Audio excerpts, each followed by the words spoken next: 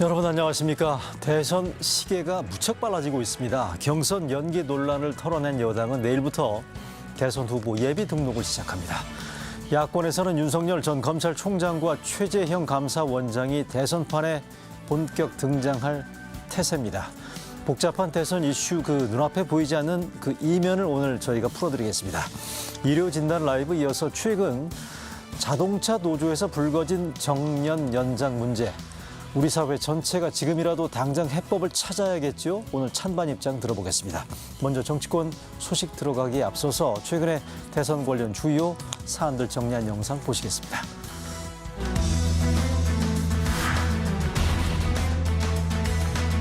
현행 당헌 규정 원칙에 따라 제20대 대선 경선 일정을 진행하기로 최종 결정했습니다. 의견이 있었습니다만 우리 지도부는 하나로 가야 된다는 합의하에 힘을 하나로 모아서 결정을 했습니다.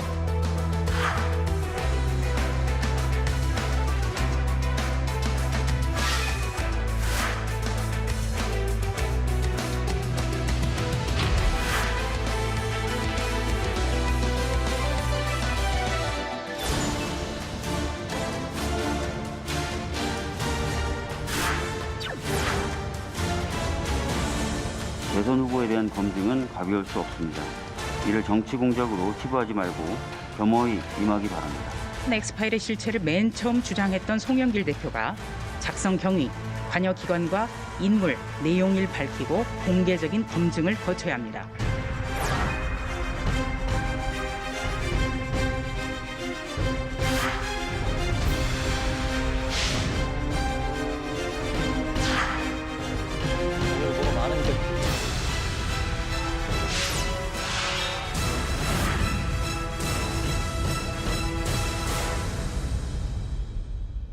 네, 의료진단 라이브 요즘에 정치권에 워낙 큼직한 이슈들이 지금 많이 터지다 보니까 이게 뭐가 뭔지를 잘 모르겠다 하시는 분들 많으시죠? 그래서 오늘 이 문제 알기 쉽게 풀어드릴 두 분 모셨습니다. 김형주 전 더불어민주당 의원 모셨습니다. 안녕하세요. 안녕하세요.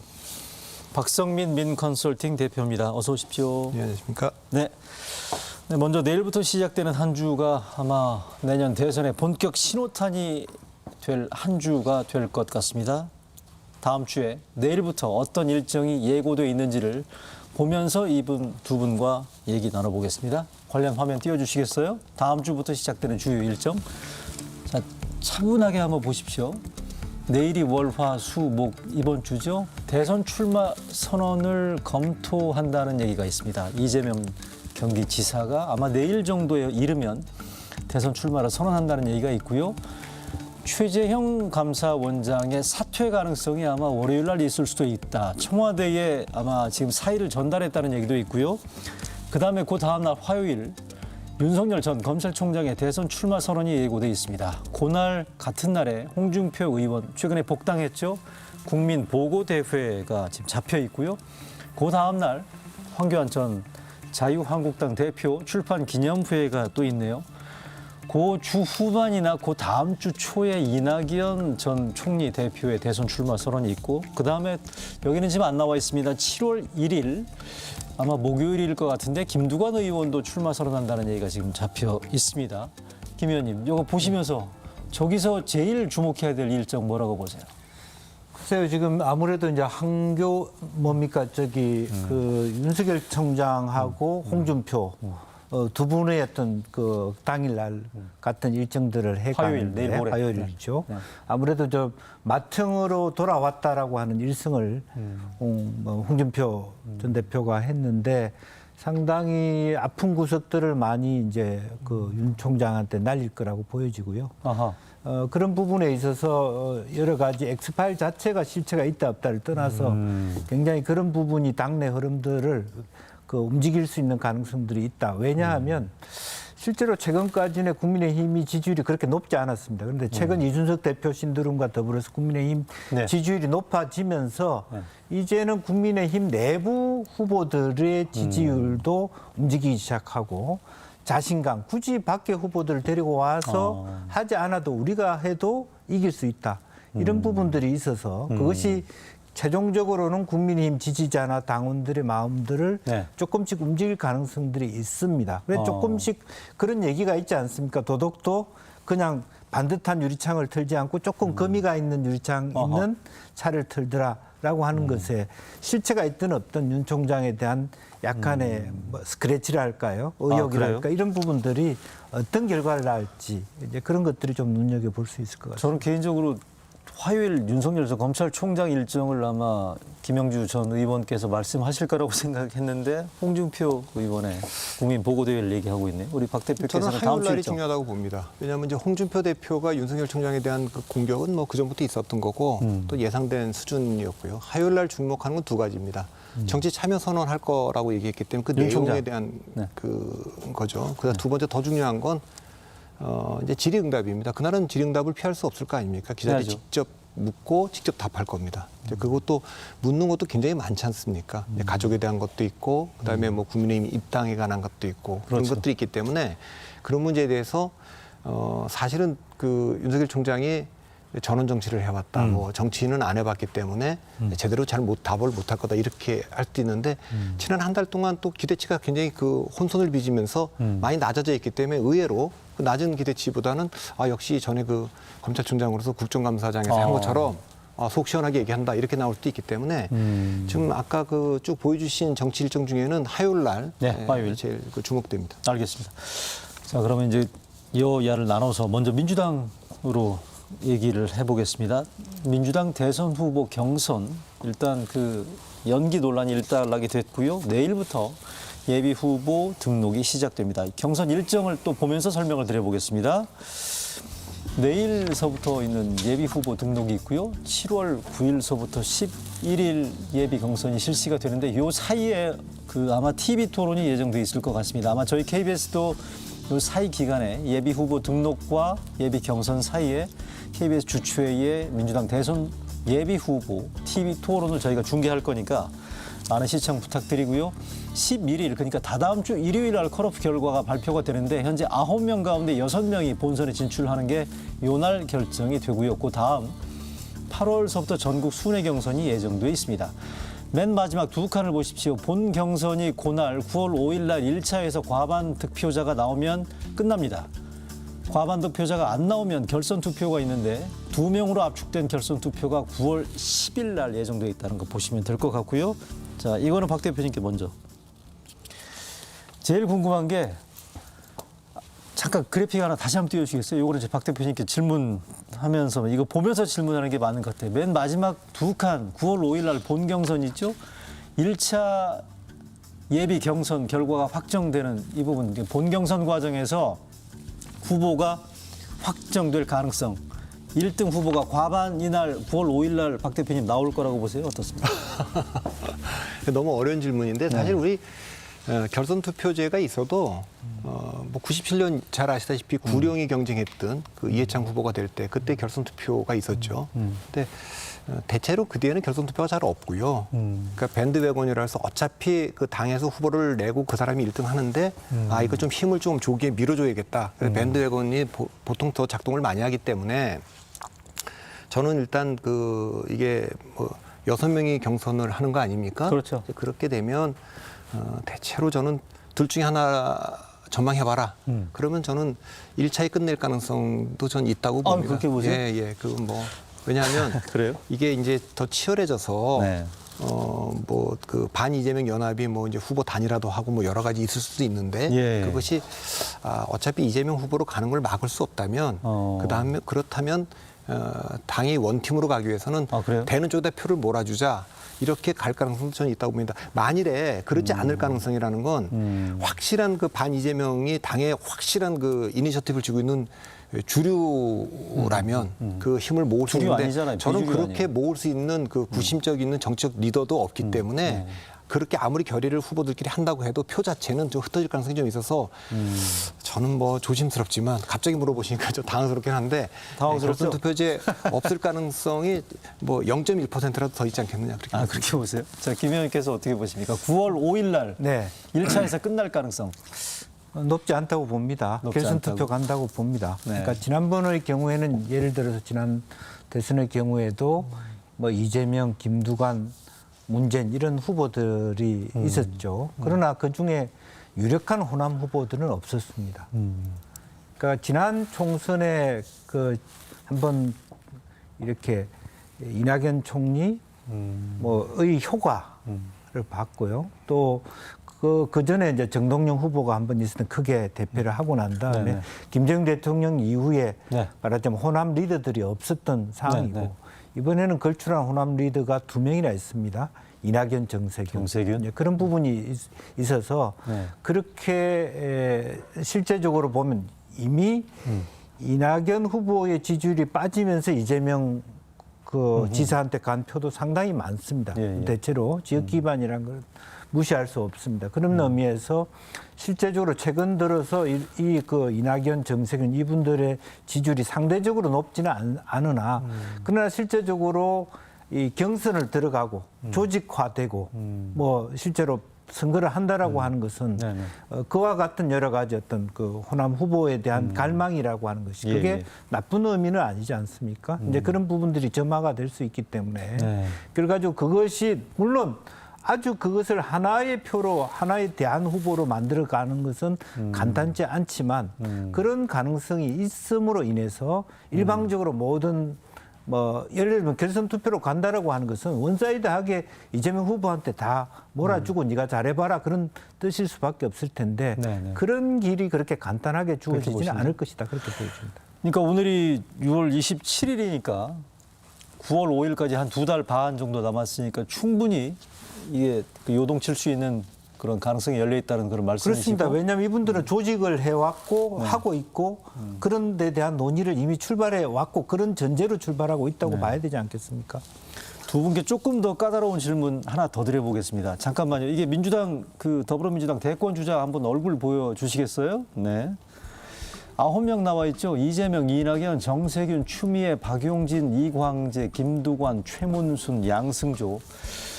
자, 다다음 주 일요일 날 확정되는 1차 컷오프 명단에서 6명이 여기에 올라가는 걸로 돼 있습니다. 자, 3명이 누가 떨어질지 제가 질문 드려도 괜찮을까요? 김영주 의원. 네. 여기 그래서 보면서. 예. 쉽지 않겠습니다만 어쨌든 밑에 하단에 있는 이광재, 김두관, 최문순, 양승조 이분들이 좀 약체라고 봐야 되지 않겠습니까? 저희가 그걸 의도하고 그린 건 아닌데요. 네네네. 이제 그런데 사실은 그 네 사람 중에 한 사람이 올라가는 가능성이라고 봐야 될 텐데 네네. 뭐 쉬운 얘기는 아니겠습니다만은 쉽지 않죠. 예. 그나마도 더 올라갈 수 있는 가능성은 저는 김두관 어허. 후보한테 있다. 왜냐하면 김두관 후보는 계속적으로 대통령 선거를 준비해 왔고 또 그런 기본적인 어떤 그 지방자치 네트워크라고 하는 것을 갖고 있기 때문에 전반적으로 조직화 역량이라는 것은 여전히 꿈틀거리고 있다. 그렇군요. 라고 하는 부분이고 물론 다른 후보들도 그렇습니다만 그렇지만 최문순 지사나 양승 지사는 도지사의 역량을 집중해 왔기 때문에 전국적 조직화에 조금 취약한 부분이 있고 그렇군요. 예, 그런 박 느낌을 좀 갖습니다. 자, 그럼 박 대표님께서는 저 9명 가운데 6명으로 어떻게 추려질지 혹시 좀 오늘은 방송이 굉장히 까다로운 어려운 질문이라서. 일을 하는데 일단 그 유럽 축구 리그에서 우승은 경쟁이지만 그 뭐 강등은 전쟁이다 이런 말이 있지 않습니까? 강등. 네. 리그별로 떨어지는 거 그렇죠. 이제 말씀하시는 거. 그래서 이게 사실 이제 컷오프에서 탈락하는 게 더 정책 타격이 클 수가 있지 않습니까? 네 분이 다 도지사 경력이 있는 분들입니다. 현직이기도 하고 전직이기도 하고. 저는 뭐 다 지지율이 뭐 이렇게 높지 않기 때문에 예측하기는 어렵지만 저는 뭐 아까 이제 김두관 의원이라고 특정인을 말씀하셨으니까 굳이 말씀드리면 비슷하긴 하지만 이광재 의원에게도 기회가 있지 않을까. 왜 그렇게 생각하느냐면 지금 이제 야당이 이준석 젊은 대표를 뽑아서 변화를 앞서 선도해 가고 있어요. 그래서 그 이낙연, 정세균, 추미애 이분들은 조금 60대 이상이지 않습니까? 그래서 네. 이재명, 박용진 이 두 분이 50대인데 거기 그래도 지금 나머지 지금 네 분 중에는 50대가 이광재 의원이에요. 그러니까 그 이광재 전 지사인데 좀 젊은 분을 좀 그래도 경쟁에 넣어서 50대 한 3명 정도는 있는 게 보기 좋지 않느냐 이런 흐름이 만들어진다면 경력은 다 비슷합니다. 강원도지사나 뭐 경남도지사, 충남도지사 다 이렇게 도지사했던 분들이기 때문에 그런데 이제 그런 바람을 좀 살리면 가능성도 좀 있다. 뭐 단정적으로 말씀드리는 건 알겠습니다. 아닙니다. 예. 하여간 뭐 그건 참고로 얘기하는 거고요. 두 분 그 평론가 전 의원께서 가지고 있는 해안이나 인사이트를 지금 제가 테스트하고자 하는 얘기는 아니었고요. 개인적으로 궁금하기도 하고 아마 시청자분들께서도 다다음 주에 어떻게 될 건지를 대단히 아마 무척 관심 있게 지켜볼 것 같아서 질문 드리는 거니까. 자, 두 번째.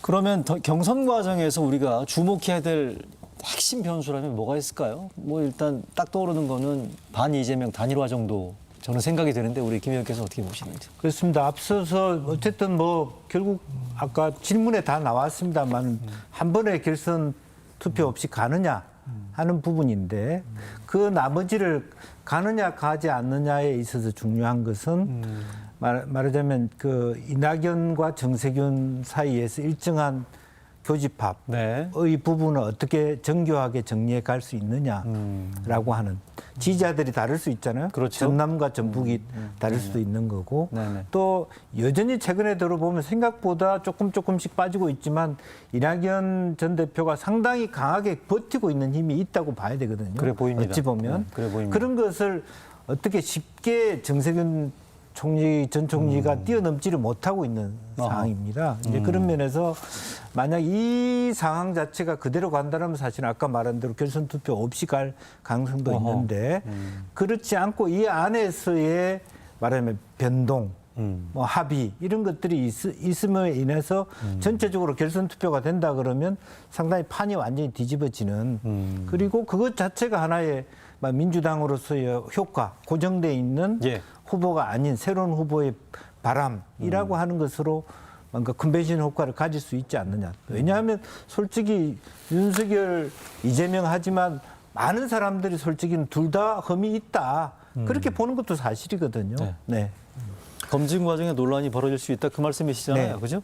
우리 박 대표께서는 어떻게 보십니까? 일부에서는 추미애 변수를 꽤 얘기하는 사람들도 그러니까 저는 있던데. 이 민주당 경선을 이재명 대 반이재명으로 보고 있지는 않습니다. 그냥 이재명 대 이재명으로 보고 있습니다. 이재명 대 이재명. 예, 이런 그 압도적 1등이 있는 경우에는 이재명이 대 이재명이 될 거라고 보는데 그렇기 때문에 실제로는 이재명 그 지사에 대해서 이재명 지사의 엑스파일, 전 윤석열 총장에 대한 엑스파일 못지않게 이재명 지사의 엑스파일이 전 파괴력이 있을 가능성이 있다고 봅니다. 그렇게 보세요? 예, 경기지사 선거 때 나왔던 경기지사 그거. 때는 사실 사람들이 별로 관심이 그건 승부가 일찍 끝났기 때문에 별로 이제 그게 사람들이 잘 못했는데 그리고 경기지사하고 또 대통령은 좀 다르기 때문에 아마 이제 엄격한 기준으로 이제 보게 될 겁니다. 이제 그런 점이 그 파고를 넘을 수 있느냐 하는 거고 이제 추미애 전 장관의 출마도 반 이재명 전선에는 그 도움될 게 없습니다. 왜냐하면 실제로 지금 뭐 주류 측의 친문 강성 지지층들의 표를 얻어야 되는 거는 뭐 이낙연 후보나 정세균 후보나 다 마찬가지인데 사실 그분들이 가장 지금 그 자기들의 정체성을 반영하고 있는 후보는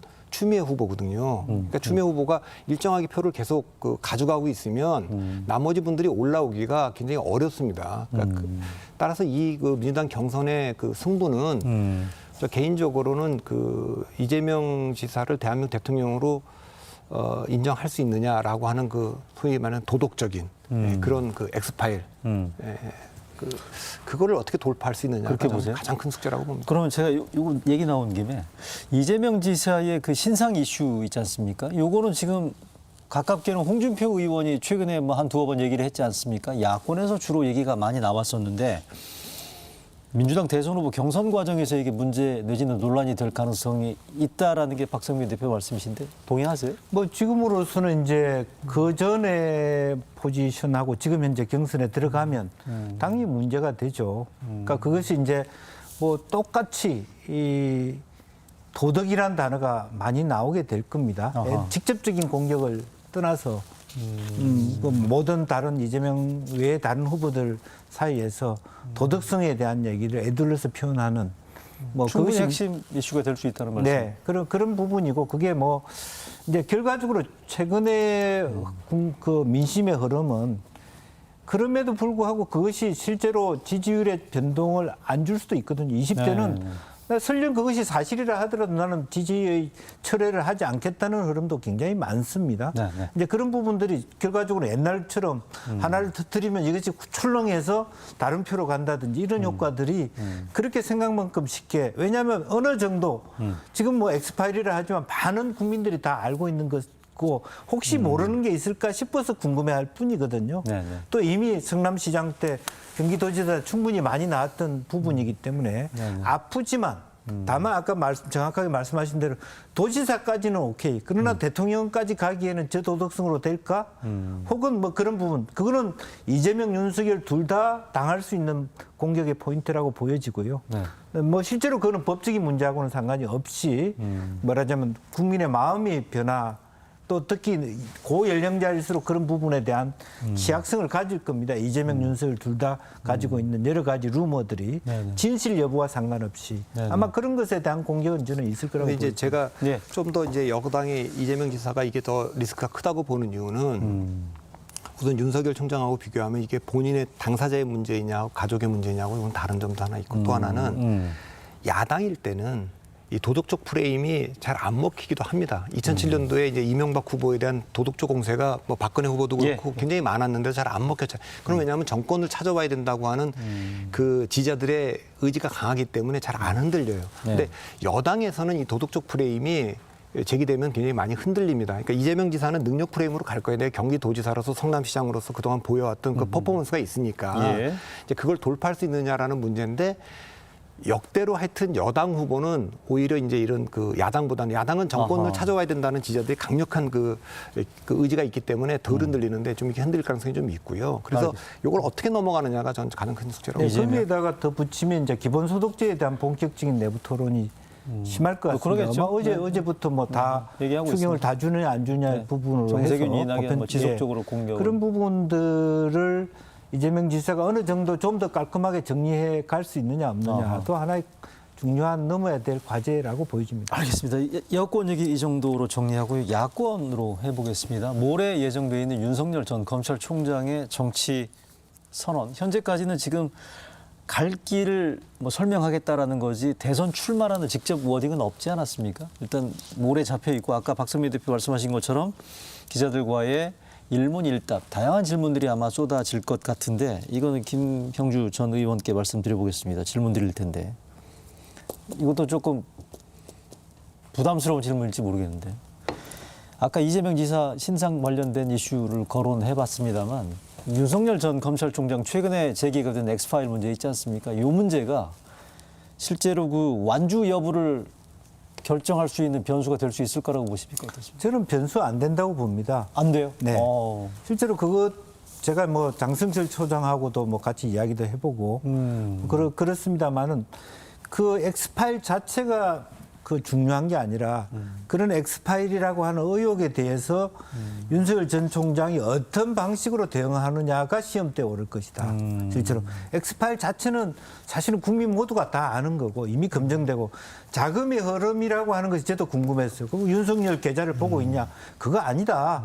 윤석열의 장모의 계좌다. 그러면 사실은 그거는 이미 경찰 수사, 검찰 수사에 다 나와 있고 일정 정도 언론에도 다 나와 있는 것일 수도 있습니다. 뭐 그거 자체. 다만 그동안에 윤 총장이 우리 장모는 누구 하나 1년도 손에 끼친 적이 없다라든지 혹은 이 부분에 대해서 모조리 명예훼손죄로 고발하겠다는 이런 대응이 과연 국민한테 어떻게 보여질 것이냐. 김종인 전 비대위원장 그렇게 얘기했죠. 이거 자신 있다면 무시하고 가라고 얘기하지 않았습니까? 그런데 보니까 뭔가 뭐 무슨 대변인도 부대변인도 법률가로 채우고 이것을 끈끈이 법률인처럼 대응하려고 한다면 역설적이게도 장성철 초장이 얘기한 것처럼 대응하다 끝나는 그런 진영 게임을 할 수 있다는 문제가 생기는데. 알겠습니다. 정치권까지는 아니고 저희 프로그램에서 저 개인적으로 특허를 가지고 있는 어떤 그 가설이 있는데 정치권에서는 이슈보다는 이슈를 다루는 태도가 훨씬 중요하다라는 얘기를 강조해 오신 박성민 대표께 어떻게 보십니까? 그러니까 이제 윤석열 총장 독특한 분이잖아요. 지난 문재인 정부 4년 동안에 2년은 야당에 의해서 2년은 여당에 의해서 혹독한 검증을 받은 분입니다. 그러니까 이런 정치인이 별로 없죠. 그러니까 문제가 있었다면 이제 그때 문제가 이미 있었겠죠. 그래서 엑스파일이라는 게 저는 정말로 거기 심각한 장성철 소장이 말한 대로 있으면 정치를 못할 거고 반대로 그런 내용이 아니고 우리가 일부 알고 있는 내용이라면 오히려 윤석열 총장에게 날개를 달아주는 거라고 저는 봅니다. 그러니까 이제 근데 저도 이제 그 이슈보다는 이슈를 다루는 태도가 더 중요하다고 보는 사람인데 정치인 제 컨설팅할 때 항상 하는 말이 가족과 자기 문제로는 분노하면 안 된다. 정치인은 가족과 자기 문제에 대해서는 국민 모두가 그게 아주 불편하더라도 물을 권리가 있다. 그런 의문에 대해서. 그래서 근데 대부분의 정치인들이 실패하는 게 사실 가장 사랑하는 가족 문제가 나오면 이건 뭐 네. 이제 발끈하게 되죠. 근데 그러지 않고 그건 충분히 국민들이 다 물을 권리가 있고 난 다 대답할 의무가 있다. 이렇게 생각하고 그걸 차분히 얘기하면 저는 뭐 아까도 말씀드렸지만 당사자 본인의 문제가 아니고 가족의 문제고 더군다나 결혼하기 전에 발생한 문제여서 윤석열이라고 하는 분 본인이 뭐 중앙지검장이나 검찰총장 이후에 뭐 심각한 문제가 있다면 모르겠지만 나머지 문제는 저는 크게 문제되지 않는다고 보거든요. 도덕적인 문제는. 그러니까 이걸 어떻게 다루느냐에 관한 거고 이제 그 시험대가 화요일 날 질의응답 과정에 나오겠죠. 근데 Q&A 그러니까 질의응답 과정에서 나는 떳떳하다. 뭐 문제될 게 하나도 없다라고 얘기하는 방식이 옳을 거냐 아니면 말씀하신 것처럼 성실하게 사실관계를 설명하는 게 필요한 거냐. 저는 개인적으로 궁금하거든요. 뭐 결혼 이전에 벌어진 일이랄지 아니면 검찰총장으로서는 법적으로 아무런 문제될 일을 나는 한 적이 없다. 나는 당당하다라고 얘기하는 원론적인 명분을 강조하는 게 맞는 건지 아니면 제기되는 문제에 대해서 디테일하게 사실관계를 확인해 줄 필요가 성실하게 설명할 필요가 있는 건지 요거는 제가 또 근데 일단 제가 이거 뭐 그분한테 컨설팅하는 것처럼 돼 있어서 좀 죄송합니다만 일단 네네. 첫째 가족 문제에 대한 질문은 국민의 권리이기 때문에 거기에 대해서 분노할 필요가 없을 것 같고요. 분노할 필요가 없다. 예, 예. 그러니까 가족 문제에 대한 그 충분히 질문이 그렇게 질문할 수 있다. 예, 그렇게 묻는 것이 예, 그 기자들은 당연히 충분히 묻겠죠. 물을 수 있다. 이렇게 네. 대답하는 게 여유가 있게 하는 게 좋을 것 같고 두 번째는 옛날 이해창 그 후보가 무너진 게 네. 이 법을 안 보니까 판사니까 네. 법적인 문제가 없다는 거에 너무 집착을 한 거예요. 법적으로 문제될 건 없다. 근데 실제로 어떻게 보면 법적으로 문제가 되고 정서적으로 문제 안 되는 게 더 나을 수도 있거든요.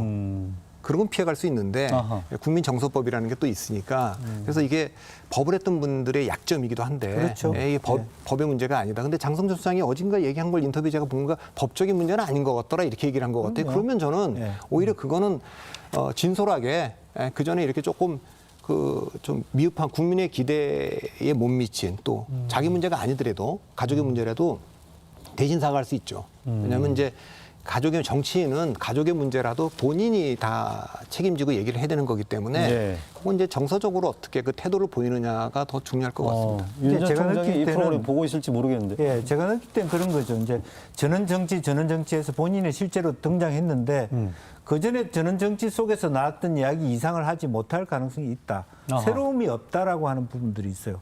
장소에 대해서도 그렇고, 물론 뭐 윤봉길 기념관, 윤봉길에 대한 의미는 뭔가는 알겠는데 실제로 뭐 그동안에 언론에 다 나와 있는 답을 본인이 그냥 대신할 정도 이상을 하지 못한다면 거기서부터 더 본인이 등장했다는 임팩트를 어떻게 줄 것이냐. 이제 그런 것에 문제가 되는 근데 거죠. 전 장소도 네. 참 붙던데 저는 이것도 제가 좀 오버하는 건지 모르겠습니다만 그분 윤 씨잖아요. 그러니까 저는 그거 파평윤 씨. 그러니까 그 선택을 그런 의미로 했을 것 같아요. 그러니까 내가 이 독립운동가의 그 후손이고 가족이다 뭐 이런 네. 거고 저는 윤석열 총장이 그 저기 중앙지검장이나 또 그 전에 저기 그 국정원 댓글을 할 때도 네, 네. 국정감사에서 나와서 얘기하는 걸 봤고 검찰총장으로도 그 봤는데 그냥 밋밋하게 답할 것 같지는 않아요. 그러니까 본인이 얘기해야 될 게 있으면 그냥 거침없이 얘기할 가능성이 좀 혹시 있죠. 그쪽에 뭐 저기 코치한다거나 무슨 따로 뭐 조언한 건 아니죠? 저는 뭐 언론에 그렇게 많은 분들이 조언하는데 저까지 좀 묻겠습니까? 자, 그다음에 내일 그 사퇴 가능성에 대한 보도가 나오고 있는 최재형 감사원장. 이건 어떻게 봐야 되는 건지. 일단 저는 개인적으로 사퇴 여부보다 이분이 사퇴하면서 던질 메시지가 저는 개인적으로 궁금하거든요. 김 위원님 어떻게 보십니까? 글쎄요, 뭐 저도 간접적으로 뭐 김종인 비대위원장이 전해주신 얘기밖에는 제가 할 수가 없는데요. 그러니까 현재 우리나라의 5년 단임제 대통령제의 폐해, 또 실제적으로 이런 상황에서 누가 야당의 대통령이 돼도 180 여당이 앞서서 할 수 있는 게 아무것도 없다라고 하는 그런 예. 것을 가지고 자기의 궁핍한 명분을 대체하는 거죠, 사실은. 그래서 나는 2년만 하고 4년 중임제로 하고 그만두겠다. 네. 국가를 위해서 내가 희생한다. 거기까지 얘기할 거라고 보세요? 그러니까 대선 아니, 개헌까지 얘기할 거기까지는 하지 않지만 명분을 만약 얘기한다면 사실은 그래서 뭐 단계론적으로 나눌 수 있겠죠. 예를 들면 일단 여러 가지 정치적인 그 공방에 휩싸여서 아주 중립적인 감사원장으로 직무를 수행하기 어렵다. 그래서 국민한테 송구스러워서 일단 나는 퇴장한다.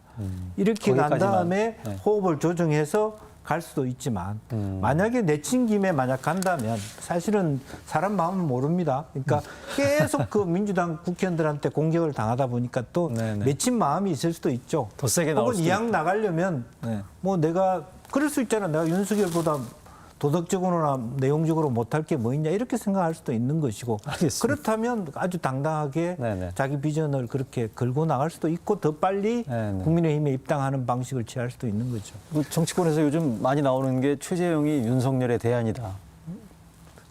제로섬으로 작용할 거라고 보십니까? 어떠세요? 저는 전혀 그렇게 될 것 같지 않습니다. 네. 그래서 제가 윤석열 총장이라서 아까 제가 이제 여기를 통해서 약간의 컨설팅을 해드렸으니까 제가 최재형 원장에 대해서도 말씀드린다면 저라면 지금 감사원장이 지금 검찰총장이 지금 대선에 뛰어드는 것도 바람직한 건 아닌데 감사원장이 지금 그만두면 정치에 뛰어드는 건 더 바람직한 게 아니죠. 그러니까 정치적 중립이 중요한 감사원장으로서 정치적 논란에 한가운데 휩싸였기 때문에 더 이상 직을 수행할 수 없습니다. 그만두겠습니다. 정치에 참여할 생각은 없습니다. 이렇게 하고 집에 가시면 저는 뭐 그분의 정치적인 길이 오히려 더 열릴 거라고 저는 봅니다. 예, 뭐 다음에 뭐 대법원장도 하실 수 있고 차기 대권주자도 될 수 있고 또 빠르게는 금년에 야권의 후보가 흔들리면 그때 다시 불려 나올 수도 있고 그렇다고 봅니다. 왜 제가 그런 얘기를 하냐면 서울시장 선거 얼마 전에 끝났는데 그때로 보면 이 최재형 원장의 포지션은 금태섭 전 의원의 민주당을 탈당한 금태섭 전 의원의 포지션하고 많이 겹쳐 있어요. 그러니까 안철수 대표가 12월 20일 날 출마 선언하고 압도적 1위를 하고 있습니다. 지금 그 자리에는 지금 윤석열 총장이 있는 거죠. 그런데 1월 달인가 민주당에서 탈당한 금태섭 전 의원이 안철수가 출마 선언한 뒤에 출마 선언을 했고 초기에는 그래서 안철수 금태섭이 그 야권의 그 경선 구도를 주도를 했습니다. 근데 시간이 가면서 점점 가라앉지 않았습니까? 그랬죠. 저는 윤석열 총장이 가라앉으면 홍준표, 유승민, 원희룡 국민의힘 주자한테로 표가 가지 최재형을 선택하지는 않을 거다. 아까 그 개헌론 얘기하셨는데 이게 그냥 바깥에서 보는 분들은 뭐 이런 얘기도 할 수 있다라고 얘기할지 모르지만 이준석 대표를 지금 당대표로 뽑았고 그다음에 윤석열에게 여론조사 1위를 만들어주고 있는 국민의힘 지지자들 또 야권 지지자들의 마음은요. 정권 교체입니다. 정권 교체. 그러니까 개헌론 만일에 그 이제 김종인 위원장이 얘기한 대로 최재형 원장이 개헌론 난 좋다. 그거 그렇게 해서 하겠다 하는 순간 저는 야권자들한테 그러니까 그 지지를 못 받을 겁니다. 야권자들은 예. 정권 심판을 희석시키는 선택하는 거에 대해서 동의하지 않고 있거든요. 알겠습니다. 윤석열 전 총장이나 최재형 감사원장이 이 프로그램 두 분 얘기를 봤다면 어떤 생각을 할지 또 궁금해지네요. 오늘 대선 이슈는 여기서 줄이겠습니다. 오늘 두 분 말씀 잘 들었습니다.